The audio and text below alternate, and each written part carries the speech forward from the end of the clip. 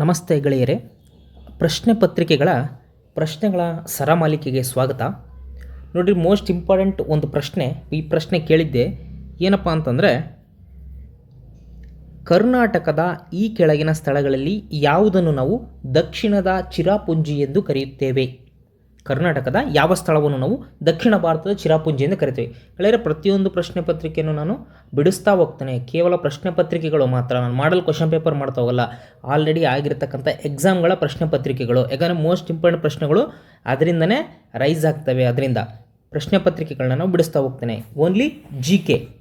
ಕರ್ನಾಟಕದ ಈ ಕೆಳಗಿನ ಸ್ಥಳಗಳಲ್ಲಿ ಯಾವುದನ್ನು ದಕ್ಷಿಣದ ಚಿರಾಪುಂಜಿ ಎಂದು ಕರೆಯುವರು? ನೀವು ಆಪ್ಷನ್ಸ್ ಗಮನಿಸ್ಬೋದು. ಕೆಮ್ಮಣ್ಣುಗುಂಡಿ, ಆಗುಂಬೆ, ಚಿಂಚೋಳಿ ಮತ್ತು ಗೋಕಾಕ್ ಅಂತ ಕೊಟ್ಟಿದ್ದಾನೆ. ಗೆಳೆಯರೆ, ಇದಕ್ಕೆ ಸರಿಯಾದ ಉತ್ತರ ಆಗುಂಬೆ. ಸರಿಯಾದ ಉತ್ತರ ಯಾವುದು?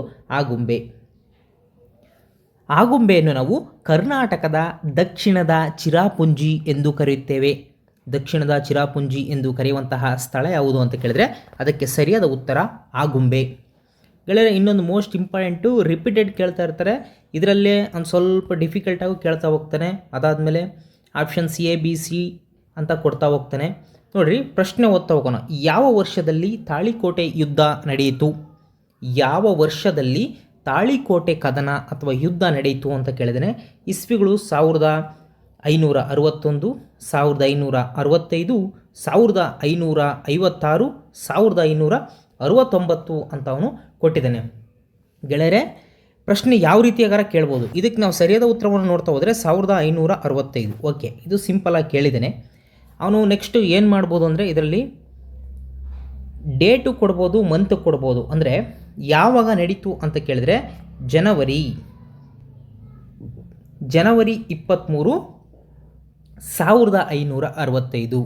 ಜನವರಿ 23, 1565. ಕೆಲವೊಂದು ಪ್ರಶ್ನೆ ಪತ್ರಿಕೆಗಳಲ್ಲಿ ಏನಂತ ಕೇಳಿದೆ ಅಂದರೆ ಯಾರ ನಡುವೆ ನಡೆಯಿತು ಅಂತ ಕೇಳಿದ್ದೇನೆ. ಯಾರ ನಡುವೆ ನಡೆಯಿತು ತಾಳಿಕೋಟೆ ಕದನ? ಯಾರ ನಡುವೆ ನಡೆಯಿತು ಅಂತ ಅವನು ಕೇಳಿದ್ದೇನೆ. ಯಾರ ನಡುವೆ ನಡೆಯಿತು ಅಂತ ಕೇಳಿದರೆ ಮೊದಲನೇದಾಗಿ ವಿಜಯನಗರ ಎಂಪರರ್, ಇದು ವಿಜಯನಗರ ಸುಲ್ತಾನರು ಮತ್ತು ದಕ್ಕನ್ ಸುಲ್ತಾನರು, ವಿಜಯನಗರ ಸುಲ್ತಾನರು ಮತ್ತು ದಕ್ಕನ್ ಸುಲ್ತಾನರ ನಡುವೆ ಈ ತಾಳಿಕೋಟೆ ಕದನ ನಡೆಯುತ್ತದೆ. ಮೋಸ್ಟ್ ಇಂಪಾರ್ಟೆಂಟ್ ನೆನಪಿಟ್ಕೊಳ್ರಿ, ತಾಳಿಕೋಟೆ ಕದನ ಎಲ್ಲಿ ನಡೆಯಿತು ಅಂತ ಕೇಳಿದರೆ ಅದು ತಾಳಿಕೋಟೆಯಲ್ಲಿ ನಡೆಯಿತು. ಹಾಗೂ ಆ ತಾಳಿಕೋಟೆ ನಡೆದ ವರ್ಷ ಯಾವುದು ಅಂತ ಕೇಳಿದರೆ ಜನವರಿ 23, 1565. ಅದೇ ತಾಳಿಕೋಟೆ ಕದನ ಯಾರ ನಡುವೆ ನಡೆಯಿತು ಅಂತ ಕೇಳಿದರೆ ವಿಜಯನಗರದ ಸುಲ್ತಾನರು ಮತ್ತು ದಕ್ಕನ್ ಸುಲ್ತಾನರು.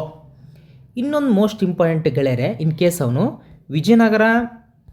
ವಿಜಯನಗರ ಸುಲ್ತಾನರು ಮತ್ತು ದಕ್ಕನ್ ಸುಲ್ತಾನರು, ಓಕೆ. ಹಾಗಾದರೆ ವಿಜಯನಗರ ಸುಲ್ತಾನರಲ್ಲಿ ಯಾರ್ಯಾರಿದ್ರು?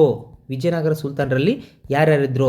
ದಕ್ಕನ್ ಸುಲ್ತಾನರಲ್ಲಿ ಯಾರ್ಯಾರಿದ್ರು ಅಂತ ಕೇಳಿದ್ರೆ ವಿಜಯನಗರ ಸುಲ್ತಾನರಲ್ಲಿ ಸದಾಶಿವರಾಯ್ ಮತ್ತು ಅಳಿಯ ರಾಮರಾಯ್. ಸದಾಶಿವರಾಯ್ ಮತ್ತು ಅಳಿಯ ರಾಮರಾಯ್ ಇವರು ವಿಜಯನಗರ ಸುಲ್ತಾನರ ಕಡೆ ತಾಳಿಕೋಟೆ ಕದನ ನಡೆದಂಥ ಸಂದರ್ಭದಲ್ಲಿ ಇದ್ದಂಥವ್ರು. ದಕ್ಕನ್ ಸುಲ್ತಾನರಲ್ಲಿ ಅಂದರೆ ನಾವು ಬಿಜಾಪುರ ಸುಲ್ತಾನರು, ಬಿಜಾಪುರದವರು, ಗೋಲ್ಕೊಂಡದರು, ಅಹಮದ್ ನಗರದರು ಮತ್ತು ಬೀದರ್ನವರು. ಬಿಜಾಪುರ, ಗೋಲ್ಕೊಂಡ, ಅಹಮದ್ ನಗರ ಮತ್ತು ಬೀದರ್ ಇವೆಲ್ಲ ದಕ್ಕನ್ ಸುಲ್ತಾನರು. ವಿಜಯನಗರ ಸಾಮ್ರಾಜ್ಯದಲ್ಲಿ ಸದಾಶಿವರಾಯ್ ಮತ್ತು ಅಳಿಯ ರಾಮರಾಯ್. ಸದಾಶಿವರಾಯ್ ಮತ್ತು ಅಳಿಯ ರಾಮರಾಯ್. ನೆಕ್ಸ್ಟ್ ನೋಡಿ, ಕರ್ನಾಟಕದಲ್ಲಿ ಸ್ವಾತಂತ್ರ್ಯ ಘೋಷಿಸಿದ ಮೊದಲ ಗ್ರಾಮ ಯಾವುದು ಅಂತ ಕೇಳಿದ್ದೇನೆ. ಕರ್ನಾಟಕದಲ್ಲಿ ಸ್ವಾತಂತ್ರ್ಯವನ್ನು ಘೋಷಿಸಿದಂತಹ ಮೊದಲ ಗ್ರಾಮ ಯಾವುದು? ವಿದುರಾಶ್ವತ್ಥ, ಈಸೂರು, ಮುಳಬಾಗಿಲು ಮತ್ತು ಶಿವಪುರ ಅಂತ ಕೇಳಿದ್ದೇನೆ. ಗೆಳೆಯರೆ, ಇದಕ್ಕೆ ಸರಿಯಾದ ಉತ್ತರ ಈಸೂರು. ಇದು ಕರ್ನಾಟಕದಲ್ಲಿ ಸ್ವಾತಂತ್ರ್ಯವನ್ನು ಘೋಷಿಸಿದಂತಹ ಮೊದಲ ಗ್ರಾಮ. ಇನ್ನೊಂದು ಮೋಸ್ಟ್ ಇಂಪಾರ್ಟೆಂಟ್ ನೋಡ್ರಿ, ಭಾರತೀಯ ರಾಷ್ಟ್ರೀಯ ಕಾಂಗ್ರೆಸ್ನ ಮೊದಲ ಅಧಿವೇಶನ ಎಲ್ಲಿ ನಡೆಯಿತು?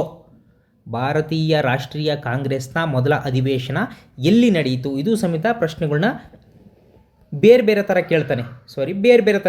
ಯಾವ ರೀತಿ? ಇಲ್ಲಿ ಸರಿಯಾದ ಉತ್ತರ ನೋಡಿ ಬಾಂಬೆ. ಅದೇ ರೀತಿಯಾಗಿ ಇದು 1885ರಲ್ಲಿ ನಡೆಯುತ್ತೆ. 1885ರಲ್ಲಿ ಮೊದಲ ಅಧಿವೇಶನ.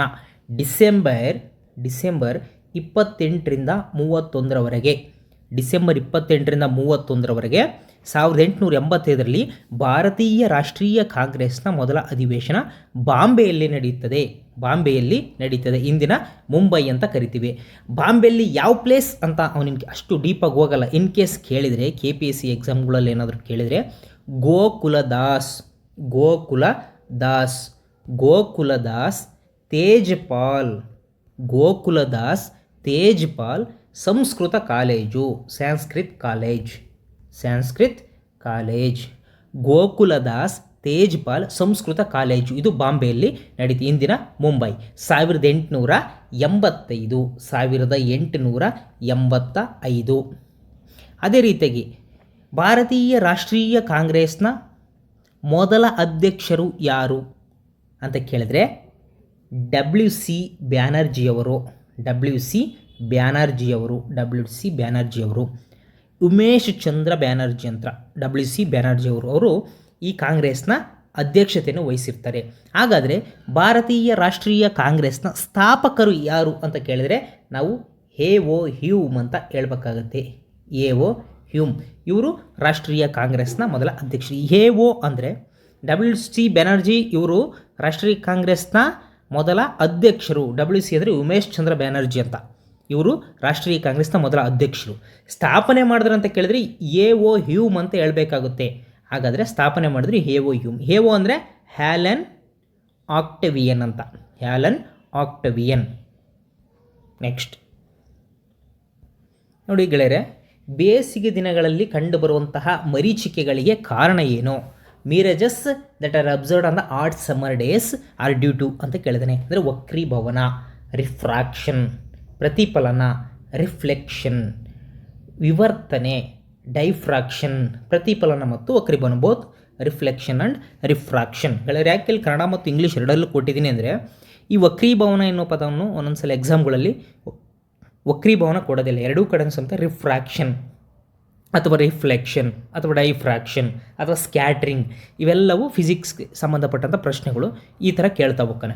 ಇದಕ್ಕೆ ನಾವು ಸರಿಯಾದ ಉತ್ತರವನ್ನು ನೋಡ್ತಾ ಹೋದರೆ ಸರಿಯಾದ ಉತ್ತರ ರಿಫ್ರಾಕ್ಷನ್. ಬೇಸಿಗೆ ದಿನಗಳಲ್ಲಿ ರಿಫ್ರಾಕ್ಷನ್ ಆಗಿ ಅವು ಏನಾಗಿರುತ್ತೆ, ಮಿರಜಸ್ ಕಾಣುತ್ತೆ, ಮರೀಚಿಕೆಗಳು ನಮಗೆ ಕಾಣುತ್ತೆ. ನೆಕ್ಸ್ಟ್ ಗೆಳೆಯರು, ಇನ್ನೊಂದು ಮೋಸ್ಟ್ ಇಂಪಾರ್ಟೆಂಟ್ ಪ್ರಶ್ನೆ. ಈ ಪ್ರಶ್ನೆ ನಿಮಗಾಗಿ ನೋಡಿ. ಸರ್ ಎಂ ವಿಶ್ವೇಶ್ವರಯ್ಯನವರು ಯಾರ ಕೆಳಗೆ ಅಂದರೆ ಯಾರ ಕಾಲದಲ್ಲಿ ಅಂತ, ಯಾರ ಕಾಲದಲ್ಲಿ ಮೈಸೂರಿನ ದಿವಾನರಾಗಿದ್ದರೋ? Sir M Visvesvaraya was the dewans of Mysore under. ಯಾರ ಕೆಳಗೆ ಇವರು ದಿವಾನರಾಗಿ ಕೆಲಸವನ್ನು ಮಾಡ್ತಾಯಿದ್ರು? ಗೆಳೆಯರೆ, ಈ ಪ್ರಶ್ನೆಗೆ ಸರಿಯಾದ ಉತ್ತರವನ್ನು ಕಾಮೆಂಟ್ ಮಾಡಿ. ಇದಕ್ಕೆ ಸರಿಯಾದ ಉತ್ತರವನ್ನು ಮುಂದಿನ ವಿಡಿಯೋದಲ್ಲಿ ನೀಡ್ತಾ ಹೋಗ್ತೇನೆ. ಧನ್ಯವಾದಗಳು.